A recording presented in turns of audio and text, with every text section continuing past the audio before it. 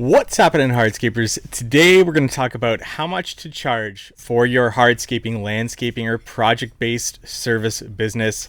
Let's get into this. So I'm going to walk you through my methodology and what I do to create my rates for labor, equipment, markups, and so on to make sure that I'm recovering all my costs and making a profit on every project. Now, this does come down to actually estimating and quoting projects, but we set a budget at the beginning of our year to help us guide us in the right direction of how much to charge for our labor, how much to charge for our equipment, markups up on each, as well as markups on materials to make sure that we're going to recover our costs throughout the year. That means overhead costs, our cost of goods sold, as well as to make a profit at the end of the year. So what we've got here is a budgeting spreadsheet that I used to use in my business.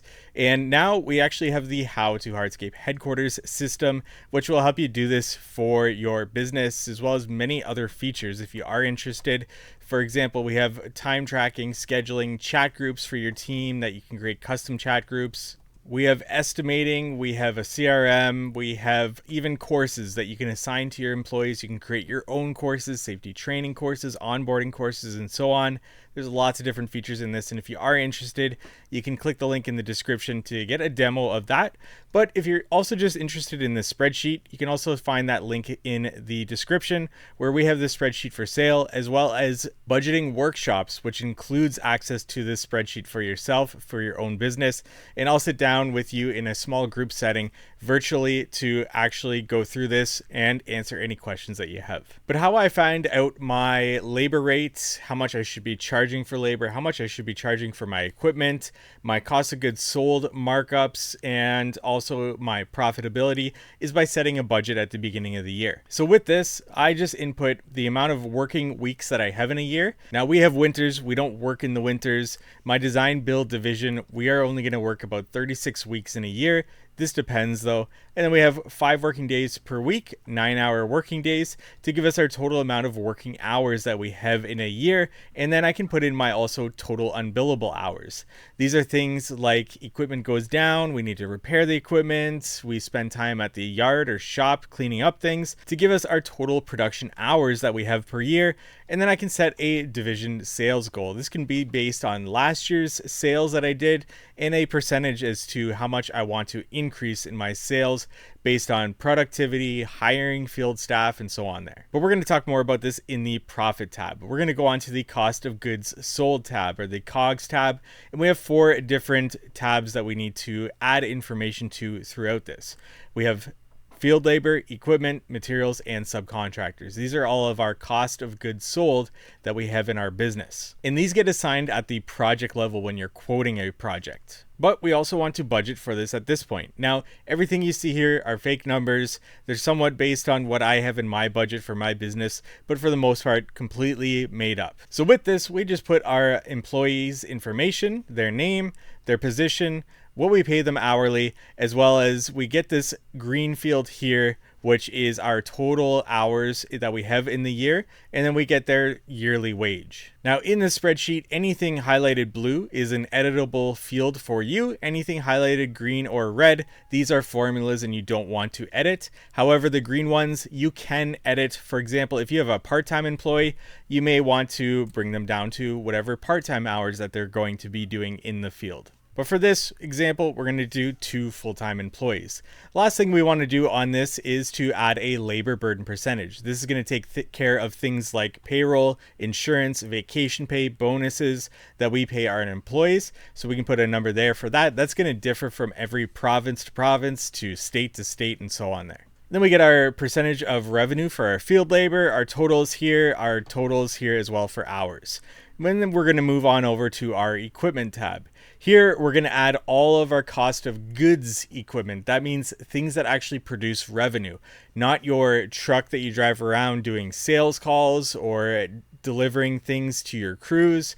These are things in the field that you're going to be using to produce revenue. So for this, we're going to add in our information for our equipment, the cost of replacement. Now that is, if it was going to go down today, what would you have to do to pay for a new one? What is that cost of replacement today for that? Not what your current asset is worth. the years of use that we're going to get out of something that we would purchase for $20,000 for a truck, a half-ton truck. And in this case, we're actually buying used. So how many kilometers or mileage would you have on a vehicle that you would pay $20,000 for? And I know that I put on 20,000 kilometers a year on my truck. So at 7 years of use, it's going to be about 140,000 kilometers. If I was to buy something for $20,000, maybe that I'm going to get something that has 150, 200,000. So I'm using it till, 340,000 or so kilometers to give me, what am I going to get with a truck that has that many kilometers for its resale value? Now, once again, just made up numbers for this, but the formula for our cost per year here is our cost of replacement minus our resale value. Once I have that number, I then divide it by the years of use, and that's going to give me my cost per year. Last thing we want to add to this is our expenses per year for this vehicle. So this is things like maintenance, repairs, fuel, insurance, licensing, or anything else that you can think of that you want to add up and put the expenses per year for that vehicle or equipment, and that'll give you your final cost per year for that. Then we have our utilization rate here. So if you have something that doesn't get used on every single project, you might want to put a lower utilization rate than 100% on it. So for example, if you have a piece of equipment that gets used on half the days that you work or half the time that you work, you would put a utilization rate of 50%, and that's going to actually increase our cost per hour on that because it's not being used on every single project, but we want to make sure that we're making back our cost per year throughout the year on that specific piece of equipment. So I'm going to go back to our 100% here, and we just do this for anything in my business over $500 that is a cost of goods equipment. It's producing revenue in the field to give our total equipment cost and our equipment percentage of revenue. Now we're going to go on over to materials. And in this, you can just do a bulk sum for your division of what you're forecasting for materials. You also have a field here for previous, what you did last year, to see your difference. So in this case, I'm thinking of increasing my sales by about 50%. So what does that mean? I'm likely increasing my cost of materials by 50% as well to hit that sales goal. So that's what this difference helps you guide you in setting this number. But you know what? Maybe you're adding another service to your business or other things that you can sell to your clients. In that case, it may not be as simple as a 50% increase. If you're planning to do 50% more in sales, you might have to play with that number a bit. Once again, we get our total percentage of revenue for your materials there. Same thing with subcontractors. Our previous amount that we did last year, our forecasted amount that we're planning to do this year. In this case, we have our gas technician, and maybe we're thinking of increasing our gas fire features this year of how many projects we're going to be doing by about double. So I will double that number. And once again, our percentage of revenue for subcontractors. Now we're going to move on over to our overhead tab. This is going to be what we need to factor into our markups on labor, equipment, materials, and subcontractors to be able to recover these costs, because these aren't assigned to specific projects. These are business costs that need to be averaged out throughout every project that we're sending out as a quote. So for this, we have labor, equipment, and general expenses. Our labor is anybody outside of the field not producing revenue that we want to insert their salary, their yearly salary here to get our total salary. You can see here that we have our owner operator here as well as owner operator in our cost of goods amount there too. As an owner of the business, you still need to pay yourself from the business. So this is why for me as an owner operator, I'm in the field as well as I'm doing sales, I'm doing design work, I'm doing estimates and so on and so forth, sending out emails, so admin tasks. I include myself as somebody in the field and what I would have to pay somebody to replace myself, not necessarily what I'm actually paying myself. Because some people might be paying themselves lower so they can reinvest into the business. But for this purpose, for our owner operators or our owners, we're doing a budgeted amount for what you would have to pay somebody to replace you in your tasks. Same thing with overhead. What would you have to pay somebody to replace you as doing part-time sales, part-time estimating, part-time design work, part-time admin tasks, and so on there? Add those all up, and what would you have to pay yourself for those? And you can see here we also have an admin. They are a part-time, obviously, with their salary. Then we get our labor burden percentage for overhead employees, which is typically lower than your field labor because of insurance costs. We can put that in, and then we get our overhead labor as a percentage of revenue. Then we can move on over to equipment. Equipment is, once again, anything that's not producing revenue in your business for equipment. So once again, anything over $500 in my business and not producing revenue. So for me, I don't have much. I'll throw my computer in there with the same fields that we did for our COGS equipment, cost of replacement, years of use, resale value, as well as expenses per year, and no utilization rate, because these are just an overhead expense not used in the field. And then the final thing we want to account for are our general expenses. So anything else that comes out of your business that you pay for. We have a full list of things here in this spreadsheet for you to start adding monetary values to as a cost per year to give you your percentage of revenue for those general expenses. And then finally, we come to our profit tab. Our profit tab is going to be a breakdown of everything that we just did in those past couple of tabs. We get our net profit based on our sales goal. You can see here now this is highlighted green because this was pre-populated from our budget info tab. And now we can edit this at this point if we wanted to play with what our net profit margin might be in our net profit dollar amount. So maybe I'm not too happy with a 14%. Maybe I figure at this point I need to increase my sales to 500,000 to get to about 18.5% net profit. 10% is the baseline for me. I don't want to make less than 10%. This is a return on your investment as a business owner and a return on your risk, which is incredibly important because we do take on a lot of risk as business owners. 15%, you're doing good. Anything above 15%, you're really doing good. And then we also get our gross profit margin here, our dollar amount, and the percentage for that. Now on the right side, we also get these labor efficiency ratios. These are based on Greg Crabtree's Simple Numbers. Really good books. Highly recommend you check them out. He has Simple Numbers and Simple Numbers 2.0. And these just show you how efficient you are with your direct labor, so in-field labor, as well as how efficient you are with your management labor and how much you're paying them versus what they're producing in gross profit. So for every $1 we're spending on field labor, we're making 2.91 in gross profit. Same thing with management labor efficiency ratio, we're making 3.32 for every $1 spent. The benchmarks for this is 2.0 or greater for direct labor efficiency ratio, or a 3.0 and greater for your management labor efficiency ratio. This also helps you to set a salary cap for your employees. It's not the be all end all, but at this point, at a 3.32, we're very efficient. Maybe we can afford to come back to our overhead tab and actually increase our admin to a full-time position. And we would pay them double what we were paying them before. Now, if I come back to my profit tab, you can see we're actually lower than that 3.0 mark. And to be able to increase this, we might have to take that employee back down to part-time, or we can actually increase our sales goal to be able to hit that closer to 3.0 mark. We're not quite there just yet, but we're close. Though you do have to think about this and not just increase your sales goal to whatever you think you want it to be. This has to be based in reality. So to be able to hit a sales mark, you have to be able to think, what is it that you're going to do to be able to hit that sales goal if you did 400,000 last year? Is it a case of adding more field labor positions to be able to hit that? Is it a thought process of becoming more efficient in the field and getting more work done, or increasing those labor hours that you have in a year? All of this should be considered for this.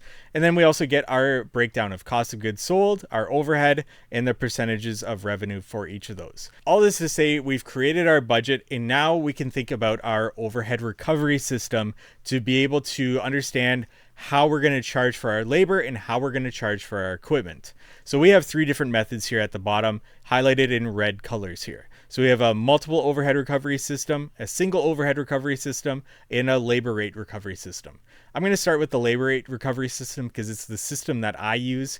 For me, labor is the most consistent thing on every single project. Every project that we price is going to have labor. It's going to also have some equipment as well, but there's no project that I do that is only equipment. In that case, I'd be an equipment rental company. There's no project that we only do in materials. In that case, we'd be a material company or a material supplier. There's always labor on every project. So that's why I like the labor rate recovery method. And what this does is it applies all of your overhead recovery to labor specifically. So we can recover our overhead by employees or crews. The way I like to look at it is whatever is most consistent in your business is the way you would recover it. So if I have one crew, that's consistent. The number of employees might change within that crew, but I've got one crew that's consistent. If I have two crews, 2 employees on each crew, still consistent. Now, if I have 5 employees, 2 crews, 3 employees on one crew, 2 employees on another, then I might want to recover by employees because my crew size is inconsistent. So you can see here, we get a breakdown of our total overhead costs based on our budget, our total amount of labor hours that we have, and our overhead recovery rate per employee. This does not include their wages. And then we get our average hourly rate per employee. That does include their wages as well as profit on top of that. So then we can come down to the bottom here and see that we have our list of employees. We have what we're paying them hourly, what their rate is per hour, and what their rate is per day. This is just based on that overhead recovery per hour, as well as their wages per hour, as well as the profit that we need to make per hour. And you'll see that these rates per hour change based on our overhead recovery method. And that's because single overhead recovery and multiple overhead recovery have percentage markups on labor, equipment, materials, and subcontractors, as opposed to only recovering overhead through labor. And then on the right here, we also get our equipment breakdown, cost per hour, and rate per day for that, because these need to be assigned to every project, just like employees need to be assigned to every project, because these are not overhead equipment. These are cost of goods sold equipment. Same thing with materials. Those need to be assigned to every project. Same thing with subcontractors. Anything in our COGS tab needs to be assigned to the project. Everything in our overhead and profit, that gets recovered based on the overhead recovery method. You don't have to assign those to specific projects. So you can see here, our cost per hour is actually pretty close to our rate per hour. That's just because this only factors in the profit that we're trying to make on the project and not the actual overhead recovery.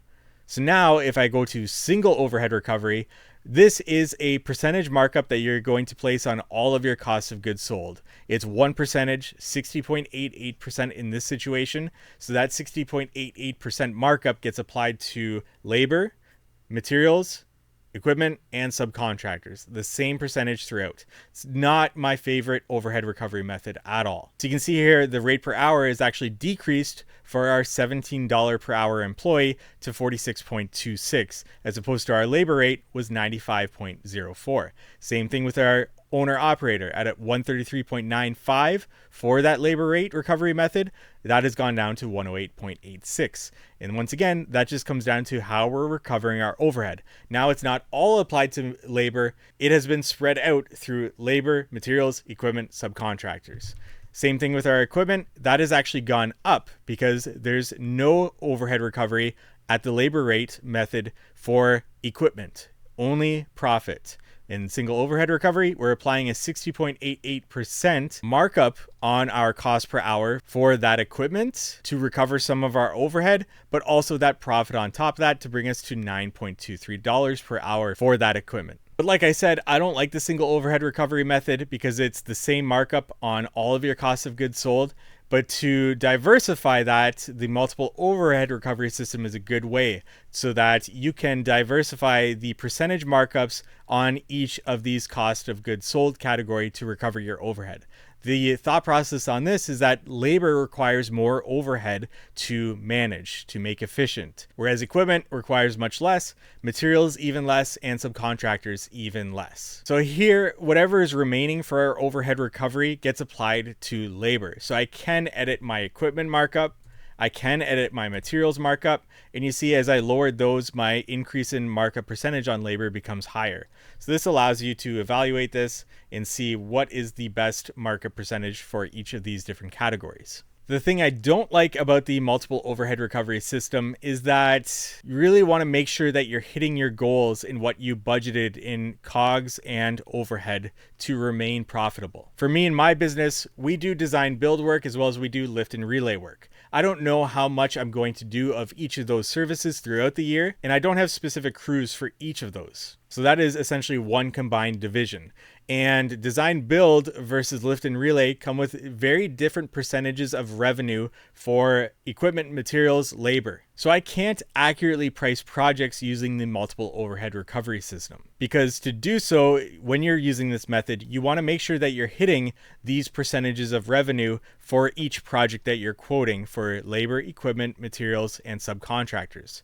That's why in our headquarters software, we've developed a dynamic multiple overhead recovery system, which measures what your percentages of revenue for each of those costs of goods sold are and what you're actually pricing for your project. So we can actually suggest alternative markups of percentages on your cost of goods sold based on the project that you're actually quoting to remain on track to profitability. We can't do this in this spreadsheet because this is a budgeting tool and not an estimating tool. That's why the software is so handy, because it is a budgeting and estimating tool and many more features on top of that. Once again, that's why I like a labor rate recovery method, because we only are looking at hours. We want to make sure that we budget the right amount of hours for the year and that our projects are not taking longer than what we quote them to be able to hit our profitability. So now we can see at the bottom here that we have our employees, their hourly wages, what their rate per hour with overhead markup of 115%, and profit on top of that for their hours. Same thing with equipment. We get the cost per hour, rate per hour, and rate per day for those. And now you can start to evaluate how your numbers look between these different overhead recovery methods and choose the one that applies best to your business.